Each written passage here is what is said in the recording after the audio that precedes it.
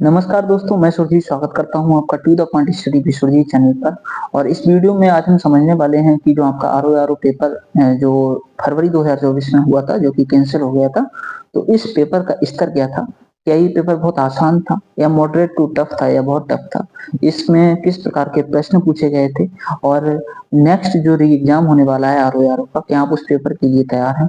इस complete analysis को, इस पेपर की कंप्लीट एनालिसिस को हम इसमें देखेंगे।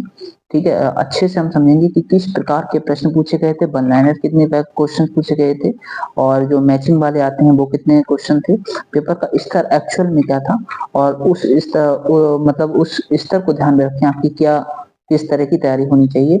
इस वीडियो में हम डिटेल से समझेंगे, क्योंकि आपका अभी मार्च से या अप्रैल में या मार्च लास्ट तक जो है आपका आरओ का पेपर होने वाला है। तो इस आधार पे आपकी तैयारी जो है किस प्रकार की चल रही है आप इससे समझ सकते हैं। ठीक है, तो हम समझते हैं, आइए ये पेपर का स्तर क्या था।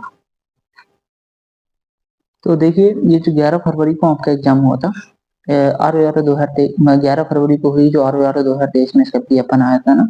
तो ये प्रीलिम्स की परीक्षा की डिटेल एनालिसिस हम इसमें देखेंगे। तो पेपर कैसा था?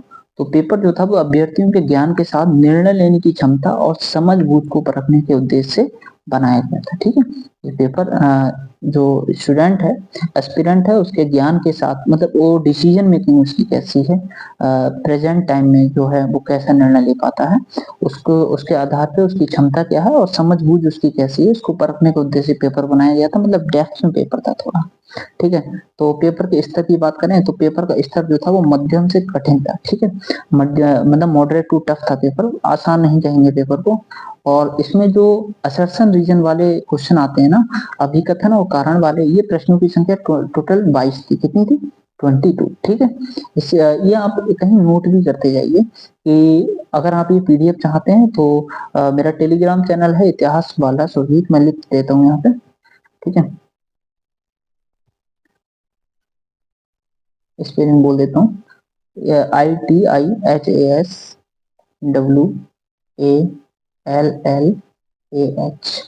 और सुरजीत, सुरजीत आपको नाम देते हुआ। ठीक है, इतिहास वाला सुरजीत जो है, आप इस पे सर्च करके इसको पीडीएफ ये ले सकते हैं। ठीक है, तो अभिकथन और कारण प्रश्नों की संख्या जो हमने बताया, इस प्रकार के प्रश्नों की संख्या 22 थी। और सूची 1 को सूची 2 से मिलाकर ये कूट वाले जो प्रश्न थे ना, होते हैं मैचिंग वाले, इन प्रश्नों की संख्या कितनी थी? तो इन प्रश्नों की संख्या 18 थी। ठीक है, जो मैचिंग करने के लिए आते हैं, ये एक तरफ सूची 1 दे रखी होती है, एक तरफ सूची 2, इस तरह के प्रश्नों की संख्या 18 थी। और दो कथन वाले जो प्रश्न होते हैं ना, इस तरह के प्रश्न केवल एक, केवल दो, एक और दो दोनों, और ना तो एक ना ही दो, इस प्रकार के प्रश्न जो पीसीएस परीक्षा में पूछे जाते हैं। तो इस प्रकार की परीक्षा के वो इस प्रकार के प्रश्न जो थे वो 40 थे। ठीक है, मतलब 40 प्रश्नों की संख्या ये बताती है कि पेपर का स्तर जो था वो एक अच्छा स्तर था, क्योंकि इस प्रकार के 40 प्रश्न होना पेपर को टफ बना देते हैं। उसके बाद नेक्स्ट देखते हैं, ये जो क्रम को व्यवस्थित करने वाले प्रश्न होते हैं ना, कालानुक्रम वाले, क्रोनोलॉजी वाले, ये इन प्रश्नों की संख्या 10 थी। इनमें भी टाइम लगता है थोड़ा, डेट को याद करना, उसके बाद उनका सीक्वेंस लगाना, थोड़ा समय लगता है इनमें। उसके बाद जो वन लाइनर वाले प्रश्न थे, इनकी संख्या कुल 18 थी। टोटल 18 प्रश्न थे, ज्यादा नहीं थे, बहुत कम संख्या होती है 18। उसके बाद बात करेंगे तो प्राचीन इतिहास और पर्यावरण, एंशियंट हिस्ट्री और पर्यावरण से कुल प्रश्नों की संख्या केवल 1 थी। बहुत कम सवाल पूछे गए थे, ना के बराबर। राज व्यवस्था यानी पॉलिटी से अच्छे प्रश्न पूछे जाते हैं वैसे पीसीएस में, लेकिन यहाँ कुल 9 प्रश्न पूछे गए थे आरओ में। ठीक, तो आप समझ सकते हैं इससे कि आपको किन सब्जेक्ट पे ज्यादा ध्यान देना है और किन से प्रश्नों की पूछने की संभावना जो है कम है या ज्यादा है। उसके बाद आधुनिक इतिहास, भूगोल, रीजनिंग के प्रश्नों की संख्या जो थी वो सामान्य से ज्यादा थी। वैसे जो है रीजनिंग में लगभग 15 प्रश्न पूछे जाते हैं, लेकिन ये ज्यादा पूछे गए थे, 15 से 20 सवाल थे। आधुनिक इतिहास और भूगोल में अच्छे प्रश्न पूछे गए थे। ठीक है, उसके बाद देखें करंट अफेयर्स का।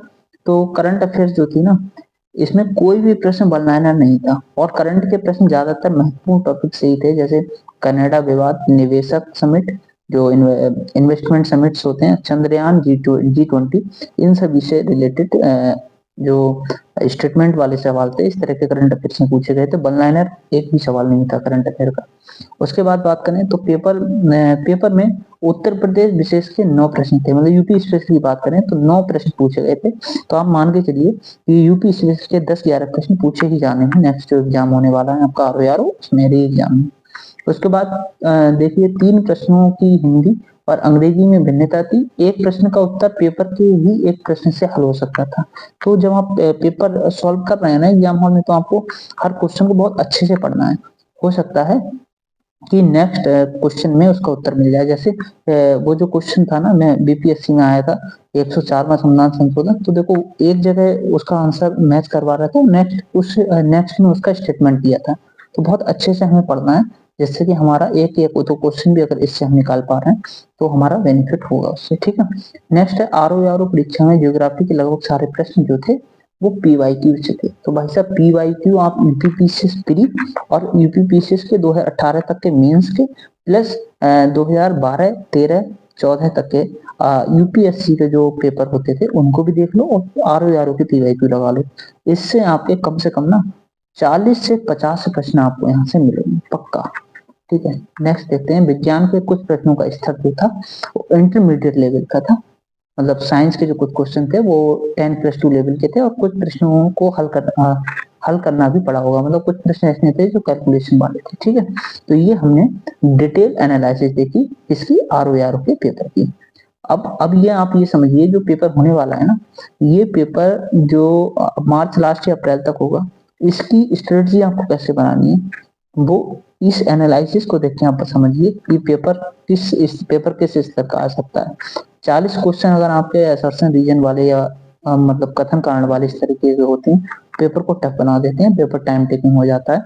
और वैसे भी ये कहा जाता है कि RO का जो GS का पेपर होता है ना वो PCS से टफ होता है, क्योंकि हिंदी आसान आ जाती है। तो आप इस वीडियो को देखें और वीडियो आपको अच्छी लगे तो वीडियो को लाइक करें, चैनल को सब्सक्राइब करें। इस तरह की वीडियो हम आपके सामने लाते रहेंगे। मिलते हैं नेक्स्ट वीडियो में, बाय बाय।